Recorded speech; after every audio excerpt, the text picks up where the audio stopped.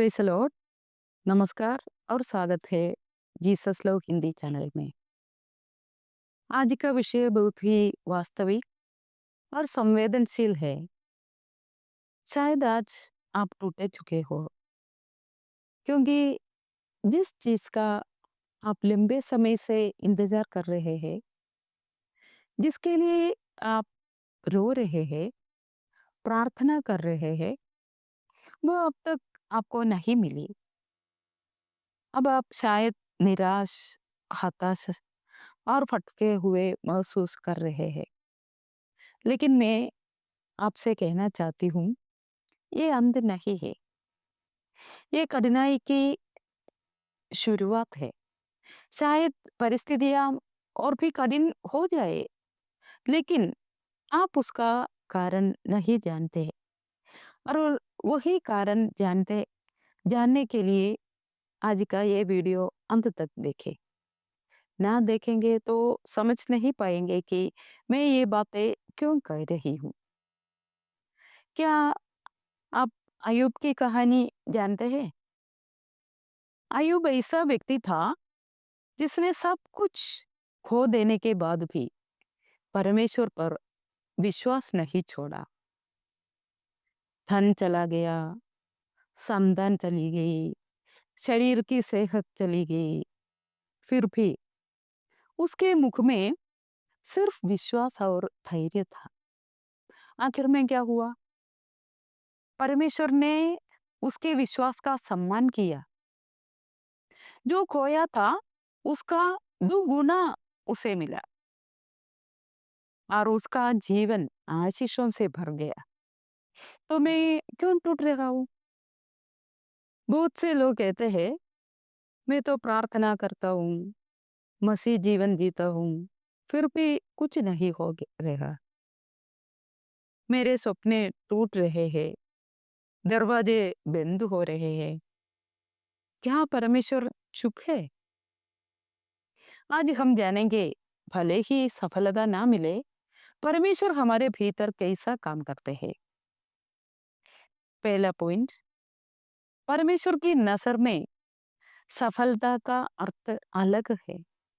हम सफलता का मतलब समझते हैं पैसा, नाम, नौकरी, लोगों की स्वीकृति। लेकिन परमेश्वर देखते हैं, तुम मेरे प्रति कितना विश्वास योग्य है, तुम्हारा हृदय कितना निर्मल है, क्या तुम मेरी इच्छा के अनुसार चल रहे हैं?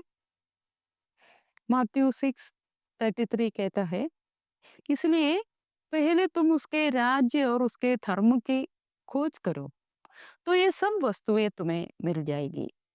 यानी परमेश्वर कह रहे हैं, पहले मुझे खोजो, फिर मैं सही समय पर सब दूंगा। सेकंड पॉइंट, परमेश्वर पहले तुम्हारा अंतर्रूपी स्वभाव देखते हैं।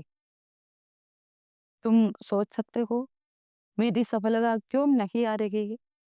लेकिन परमेश्वर कहते हैं, तुम अभी तैयार नहीं हो, मैं तुम्हारा हृदय तैयार कर रहा हूँ। अगर किसी बच्चे को कार चलाने दे तो दुर्घटना होगी। उसी तरह परमेश्वर चाहते हैं कि तुम सफलता का भार उठाने के योग्य बनो। याकूब 1:4 कहता है, पर पर धीरज को अपना पूरा काम करने दो, कि तुम सिद्ध और संपूर्ण हो जाओ और तुम्हें किसी बात की खट्टी ना रहे। परमेश्वर ना नहीं कहते, वे कहते हैं कुछ और अच्छा आने वाला है। तुम शायद एक दरवाजा बंद होते देख रहे हो, लेकिन परमेश्वर जानता है इस दरवाजे के पीछे और भी बड़ा अच्छा कुछ है। वो समय ले रहे हैं, क्योंकि वो तुम्हारे लिए सबसे अच्छी योजना बना रहा है। रोमियो 8:28 कहता है, और हम जानते हैं कि जो लोग परमेश्वर से प्रेम रखते हैं, जो उसकी इच्छा के अनुसार बुलाए हुए हैं, उसके लिए सब बातें मिलकर भलाई ही की उत्पन्न करती है। अब तुम क्या करोगे? खुद को तुच्छ मत समझो। परमेश्वर ध्यान रहे कि तुम कितनी कठिनाई में हो, प्रार्थना में स्थिर रहो। तुम्हारा हर आंसू को वह गिन रहे हैं। अपनी कीमत परमेश्वर की दृष्टि से देखो। तुम उसके प्रिय संतान हो। प्रिय मित्र, अगर आज तुम सफलता ना पाकर टूट रहे, तो याद रखो, परमेश्वर कभी हारने वाला का परमेश्वर नहीं है। वे गढ़ते हैं, बढ़ाते हैं और सही समय पर उत्तर देते हैं।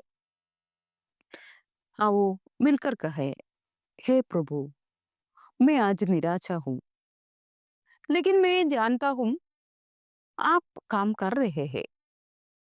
मुझे शक्ति दे, प्रतीक्षा करने का साहस दे। आपका इच्छा के अनुसार, योजना के अनुसार करने के लिए मेरा जीवन समर्पित करती हूँ। ये वचन से प्रभु हम सबको आशीष दे। प्रभु का नाम की स्तुति हो। Thank you.